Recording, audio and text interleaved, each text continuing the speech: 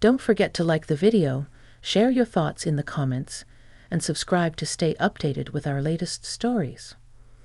The old grandfather clock in the hallway had just chimed 11, its deep bongs echoing through the otherwise silent house. I'd always found comfort in that sound, a steady rhythm in the quiet life I'd settled into after Richard passed. Tonight, though, the silence that followed felt heavier, pressed in by the thick, humid air of a late summer evening. I was curled up on my favorite armchair, the worn floral one by the window, nursing a lukewarm cup of chamomile tea and trying to lose myself in a historical novel. Outside, the porch light cast a lonely yellow cone onto the manicured lawn, illuminating the sleepy suburban street where not much ever happened. That's how I liked it, mostly. Predictable. Calm. Then came the knock. Not a timid tap, but a firm, deliberate rapping on the front door. My heart gave a startled leap, thudding against my ribs. Nobody ever came by this late. My kids were grown and lived hours away, and my few local friends knew better than to drop in unannounced after dark. I froze, listening. Maybe I'd imagined it. But no, there it was again, louder this time. No knock-knock. Definitely real. I put down my book, my hand trembling slightly. Through the sheer curtains, I couldn't make out much, just a tall, indistinct figure standing on my porch. My mind raced through possibilities, none of them pleasant. A salesman? Unlikely at this hour. Someone in trouble? Maybe. I considered ignoring it, pretending I was asleep. It was the sensible thing to do, wasn't it? A woman living alone, but something in the steady rhythm of the knock felt polite, almost hesitant despite its firmness, not aggressive. Curiosity, maybe a little loneliness too, warred with caution. Taking a deep breath, I flicked on the entryway light, peered through the peephole. Standing there was the man from the house next door, the one who'd moved in just a couple of weeks ago. I hadn't officially met him yet, just exchanged nods when we were both getting our mail or taking out the trash.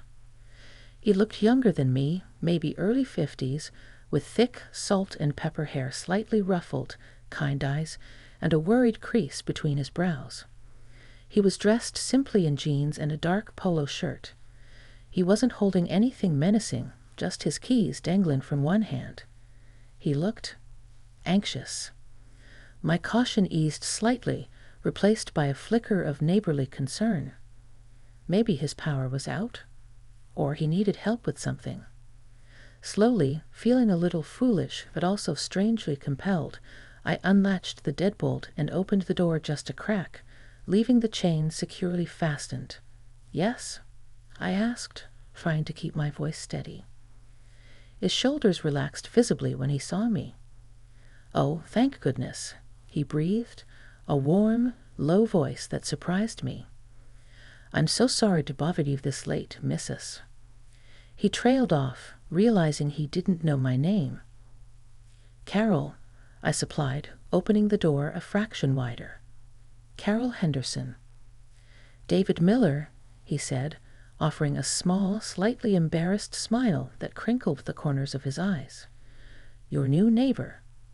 Look, I really hate to impose. I know it's incredibly late, but I seem to have locked myself out.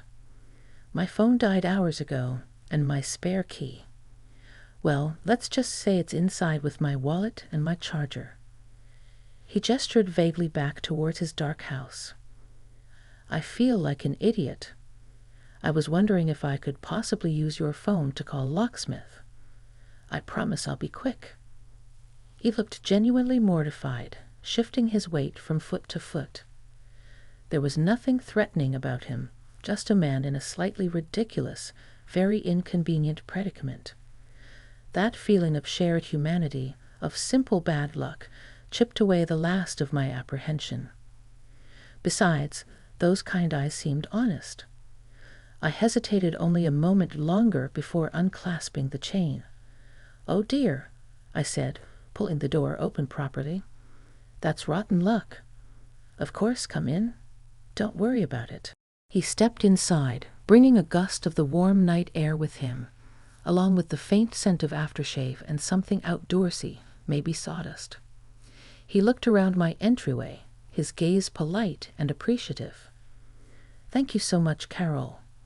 You're a lifesaver. I was starting to think I'd be sleeping on the porch swing. He gave another self-deprecating smile. I led him towards the living room, gesturing towards the cordless phone on the small table beside my armchair. Help yourself, I said. Do you need a phone book, or do you have a number memorized? He patted his pockets instinctively before remembering they were empty, except for his house keys. Right. No wallet. I don't suppose you know a 24-hour locksmith offhand? I confessed I didn't, but fetched the local directory. As he flipped through the pages, his brow furrowed in concentration, I found myself observing him more closely. There was a quiet solidity about him, a sense of capability despite his current lockout situation. He had strong hands, the kind that looked used to fixing things. He found a number and dialed, his voice low and courteous as he explained his situation to the dispatcher on the other end. There was a pause, then a sigh. Okay. Yeah, I understand. How long do you think? An hour? Maybe more. Another pause. All right. Yes, I'll be waiting outside. Thank you. He hung up, turning back to me with a wry expression. Well, the good news is, someone can come. The bad news is, it'll be at least an hour, probably longer. Busy night, apparently. He ran a hand through his hair. Look, I don't want to keep you up. I can just wait on my porch. Don't be silly, I interrupted, surprising myself with my own decisiveness. It's late, and honestly, who knows when they'll actually show up. You can wait here. Would you like some tea? Or maybe something stronger? I think I have some brandy somewhere. The offer slipped out before I could second-guess it. It felt neighborly, normal, even despite the unusual hour. His eyes widened slightly, then softened with gratitude. Tea sounds wonderful, Carol. Thank you. That's incredibly kind. As I headed to the kitchen to put the kettle back on, I felt a strange flutter, a sense of deviation from my quiet routine that was oddly invigorating rather than alarming. The silence of the house seemed less heavy now, filled with the potential for conversation. I came back with 2 steaming mugs of peppermint tea, handing one to David, who had settled tentatively on the edge of the sofa opposite my armchair. Thank you, he said again, cradling the mug in his hands. The atmosphere shifted. The initial awkwardness of the emergency faded, replaced by the quiet intimacy of 2 people sharing a late-night cup of tea. So, I began, settling back into my chair. Apart from locking yourself out, how are you finding the neighborhood? He took a slow sip of tea before answering. I like it, he said thoughtfully. It's quiet, peaceful. A big change from the city. He mentioned he'd moved from Chicago after retiring from his construction business. My daughter lives about an hour from here, he explained. Wanted to be closer to her and the grandkids, but not right on top of them, you know. I nodded, understanding completely. My son is in California, my daughter in Boston, I shared. It's hard being far away, but you want them to have their own lives too. We talked about our children, the bittersweet pride of watching them build their own worlds. He listened intently, asking questions that showed genuine interest, not just politeness. He told me about his late wife, Susan, who had passed away from cancer 3 years prior. He spoke of her with a gentle sadness, but also with warmth and humor, sharing a funny anecdote about her terrible gardening skills that made me chuckle. His openness invited my own. I found myself talking about Richard, about the suddenness of his heart attack 5 years ago, the gaping hole it left, and the slow process of rebuilding a life on my own. It wasn't something I discussed often, especially not with strangers. But talking to David felt easy, natural. There were no awkward silences, just comfortable pauses filled by the ticking of the clock and the distant hum of the refrigerator. He had a way of listening that made me feel truly heard. We discovered shared tastes in old movies, the black and white classics, and a mutual dislike for overly complicated technology. He described the renovations he was planning for his house, his hands sketching shapes in the air, as he talked about restoring the original hardwood floors and building bookshelves in the den. His passion for the project was evident. "It's good to have a project," I agreed softly. "Something to pour your energy into." He looked at me, his gaze direct and understanding. "It is," he said simply. The hour the locksmith had estimated ticked by, then another 30 minutes. Neither of us mentioned it. The initial reason for his presence had become secondary to the connection unfolding between us in the warm lamplight of my living room. The conversation meandered, touching on past travels, books we loved, the changing seasons. It struck me how long it had been since I'd talked like this with anyone, especially a man. Since Richard, my interactions had been pleasant but surface level. This felt different. Deeper. There was a vulnerability in the late hour, in the shared tea and shared stories, that bypassed usual defenses. I noticed the way his eyes crinkled when he smiled genuinely, the thoughtful way he tilted his head when listening. He commented on a painting on my wall, one I'd done myself years ago, a landscape from a trip Richard and I took to Maine. "You painted that?" he asked, admiration in his voice. "It's beautiful.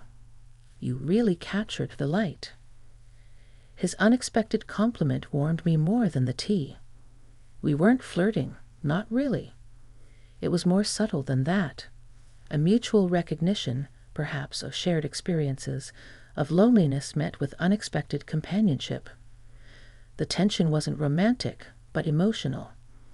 The quiet hum of two solitary souls finding a moment of genuine understanding. We talked about regrets, not dwelling on them, but acknowledging them as part of life's tapestry. He spoke of wishing he'd spent less time working, more time traveling with Susan.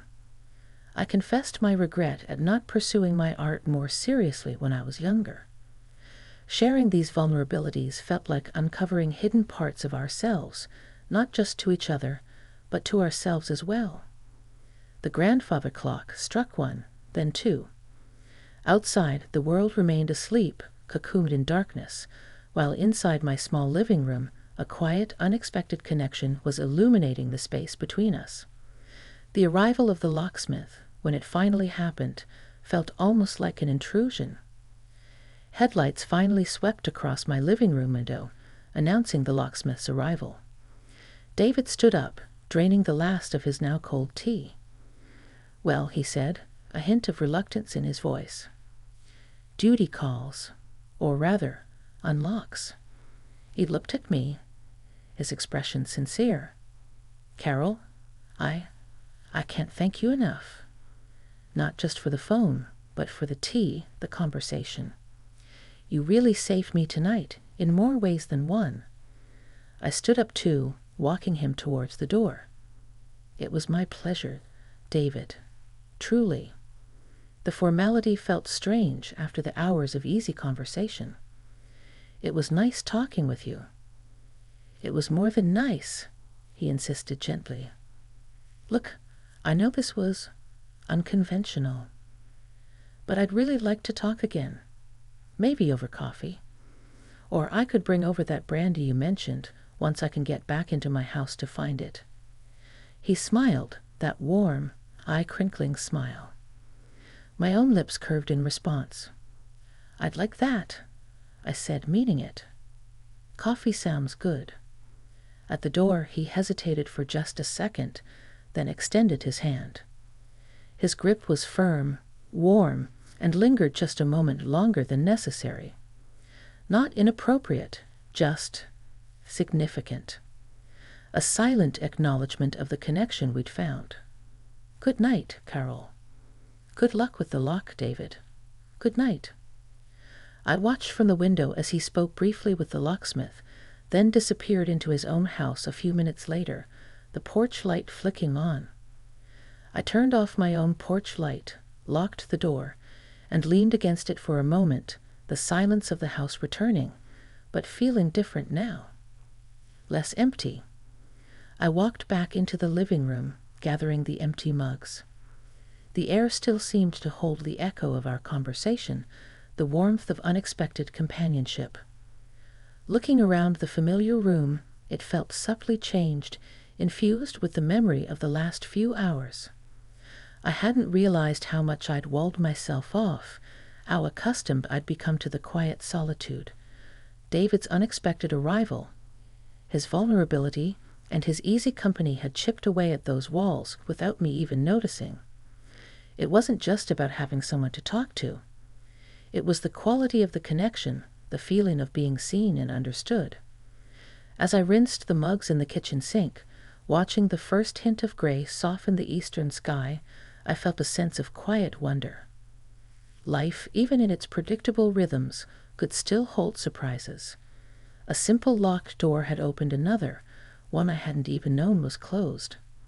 I went upstairs not feeling tired, but thoughtful, a gentle sense of possibility stirring within me.